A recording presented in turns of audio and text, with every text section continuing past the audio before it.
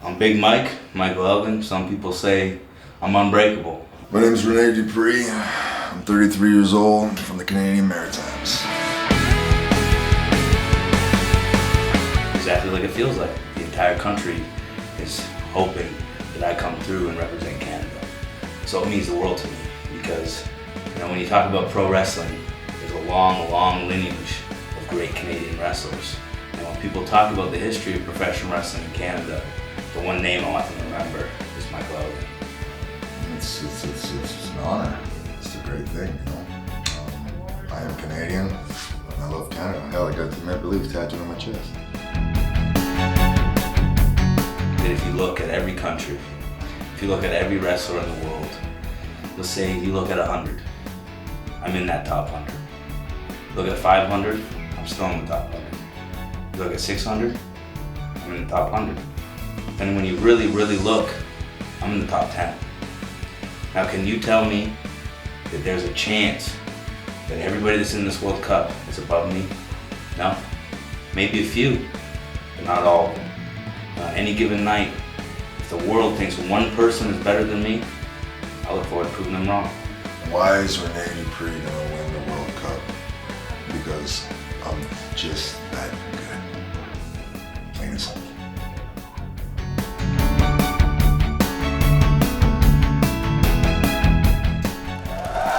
WCPW is in the Phoenix Concert Theatre in Toronto, Ontario, Canada, where 8 of the best wrestlers from the Great White North will compete to represent their country in the Pro Wrestling World Cup. Dave Bradshaw here alongside former British heavyweight champion Alex Shane. And Alex, we are getting straight into the action. A first round match between Michael Elgin and Rene Dupree. And Dave Bradshaw, what a first round match it's set to be, because as our tale of the tape clearly illustrates, Rene Dupree has the height advantage, Michael Elgin has the weight advantage, but Rene Dupree, a second generation wrestler, grew up in this business against a man who's as hungry as they come in the great country of Canada, Michael Elgin. Ladies and gentlemen, the following contest is a first round match in the World Cup qualifying tournament and is scheduled for one fall.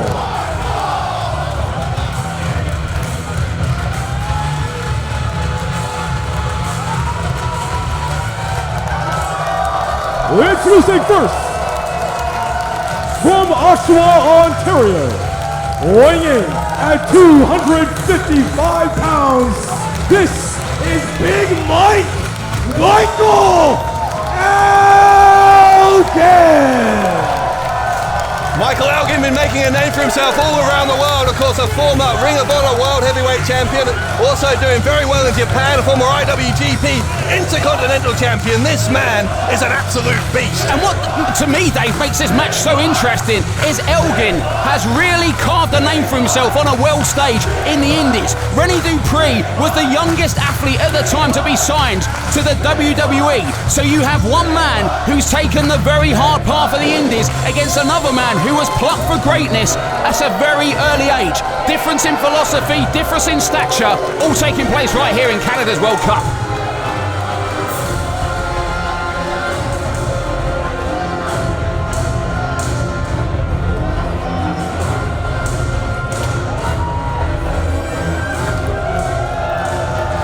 And his opponent, representing the Maritimes, weighing in at 250 pounds, this is Rene Dupree!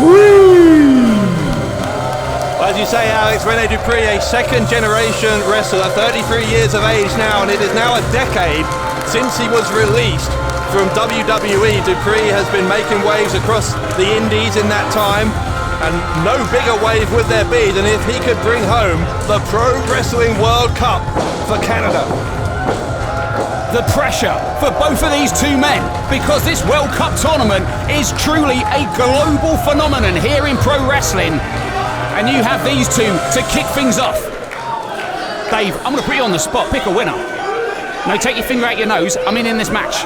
You know, just based on his recent successes around the world, I'm going to pick Elgin, but I feel uncomfortable doing so because Dupree is such an accomplished technical wrestler. This one is a coin toss. And referee Jimmy Corderis, if he looks familiar to you, that's because he was a big time referee in the WWE.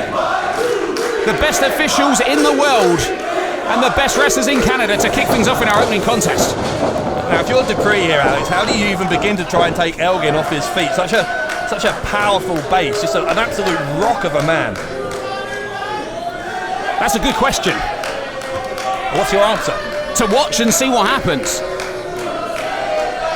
That's the kind of wisdom and insight you can get from former British heavyweight champion Alex Shane on this broadcast. And Dave, the weird thing was that I have been flown alongside you all the way to Canada to commentate on this, but not the World Cup event in England that was 2 hours from my house. Free holiday, it's nice work if you can get it. It's obviously the quality of your analysis that we just heard a minute ago is why they've flown you all the way over here. Anyway, collar and elbow tie up. And you see right there the difference in leverage. Dupree leaning forwards and down, Elgin having to face upwards there, and that leverage was used against Elgin as he's taken into the corner. Yeah, Elgin was trying to use his power to put Dupree in the corner, but as you say, Dupree using that height advantage to twist things round. And this World Cup supposedly fought under high standards of sportsmanship, but this one's getting a little bit heated early on. Elgin is a phenomenally strong human being. You see him in the ring there with Dupree, and you'd be remiss to thinking that Dupree is the stronger, more explosive than these two men, but I would say it's a 50-50 with a man like Elgin. Elgin takes a kick into the abdomen, shoulder block from Elgin as he comes back, takes down Dupree. And that's that explosive energy I was telling you about. Leaping forearm into the face of the former WWE Tag Team Champion. Rene Dupree was the youngest champion of any kind in WWE history when he won those World Tag Team titles at the age of 19. He's a phenomenon, no doubt about it, and look at what Elgin's got in mind here. I'm not sure what he's thinking. Elgin leaping over the top into almost a frog splash. He goes for a cover and gets two. I thought he'd taken too long there. But Dupree was clearly stunned from that body slam. It may only be a body slam, but when you're a man the size of Dupree, you're not used to being thrown around this often, and he's going to do it again. Look at this. Look at this strength. Rene Dupree, the best part of 250 pounds, being lifted up like he's nothing by Big Mike. Dupree trying to find a way down. He might do it. Elgin getting him back up straight and dropping him down on his back. Incredible power. I have no idea how long that was for, because the UK indie fan effect has taken hold here in Canada, just a two. Elgin now starting to test things out, seeing if he can get some pin attempts here on Dupree. Testing out that stamina. Dupree, though, is a finely tuned athlete. Always has been. He's not just a wrestler, by the way, he's a former Canadian national bodybuilding champion. Oh, look at that enziguri by the big man. That is impressive.